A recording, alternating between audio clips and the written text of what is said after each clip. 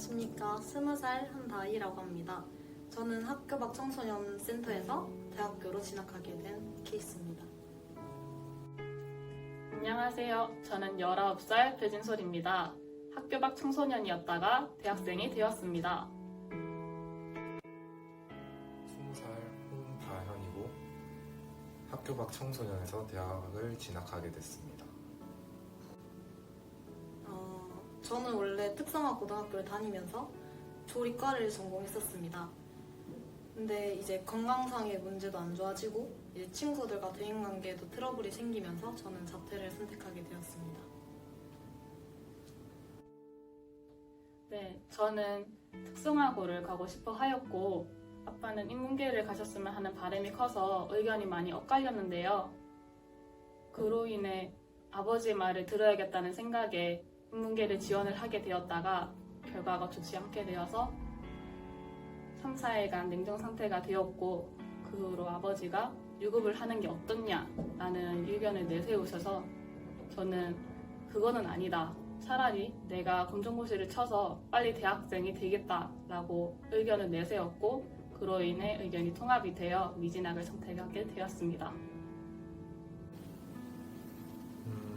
우선 중학교 시절 많이 믿고 있었던 사람들한테 뒤통수도 맞고 좀 여러 대인관계에서 안 좋은 일이 많았다 보니까 제 고등학교 진학에 어려움도 있었고 이제 살짝 대인기피증도 오는 바람에 제 고등학교는 진학을 포기하고 고등학교를 자퇴하게 되었습니다. 저는 너무 갑작스럽게 이제 자퇴를 하게 된 케이스라서 친구들은 바로 이제 다음날 학교를 안 오니까 쟤 뭐지? 이랬다가 이제 자퇴를 하려고 짐을 다 싸고 나오니까 자퇴 왜 해?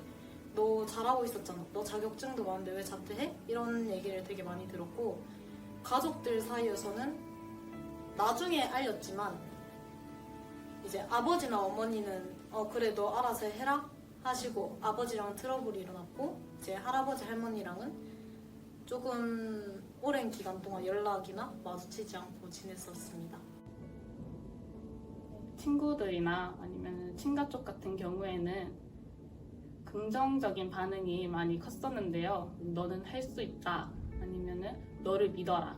고소하지 마라. 이렇게 좋은 반응을 내세우셨어요. 근데 그에 반해서 외가 쪽에서는 긍정적인 반응보다는 부정적인 반응이 많이 컸던 것 같아요. 우선 자퇴를 빠른 시기에 했다 보니까 다들 이제 좀 안 좋은 시선으로 많이 보게 되더라고요. 사고를 쳐서 자퇴를 했다 아니면은 이제 안 좋은 일이 있어서 퇴학 대신에 자퇴 처리가 되었다라는 인식이 많았지만은 저는 제가 자퇴를 한 게 전혀 부끄러운 일이 아니라고 생각했기 때문에 오히려 더 당당하게 다녔던 것 같습니다. 우선 앞서 말씀드렸던 것처럼 대인기피증이 살짝 왔었어요.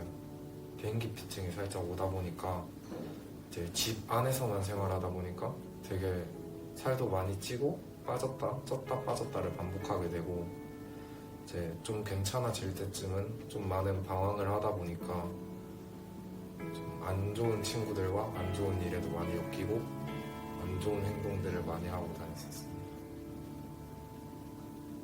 네, 저는 검정고시 학원을 따로 다녔는데요. 학원을 다니면서 이제 친해진 사람들과 함께 카페도 가고 노래방도 다니고 중간중간 꿈드림을 다니면서 여러 봉사활동을 참여하였어요. 검정고시는 저는 이제 꿈드림이라고 해서 학교 밖 지원센터에서 다니면서 이제 멘토링, 그다음에 단체 수업을 하면서 저는 준비를 했었습니다. 학원을 다니면서 시험 쳐야 할 과목들을 계속 공부를 하였고요. 시험 치기 전 한 달 정도는 제가 집에서 혼자 새벽이든 오후든 공부를 하면서 시간을 보내게 되었던 것 같습니다.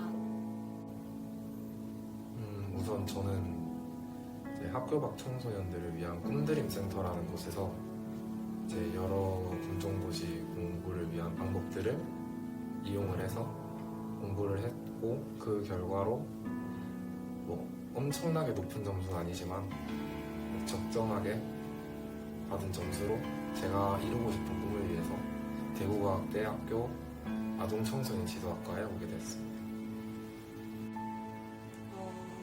저는 이제 꿈드림을 다니기 시작하면서 청소년 활동을 했었습니다. 청소년 운영위원회라고 이제 시작을 하면서 그걸 하면서 많은 활동들이 쌓이고 이제 선생님들은 너는 이과에 적합하겠다. 그래서 너는 아동 청소년 지도과를 가는 게 어떠냐라고 하셔서 저는 진학하게 되었습니다. 꿈드림 선생님이 저에게 추천을 해주셨는데요. 아무래도 저는 아이들을 좋아하는 편이기 때문에 크고 좋은 기회라고 생각을 하여서 진학을 하게 되었습니다. 제가 고등학교 때 자퇴를 하고 많은 방황을 했을 때 누군가가 나를 도와주고 나를 끌어준다면은 내가 이렇게 살고 있지는 않지 않았을까라는 생각을 되게 많이 했었어요.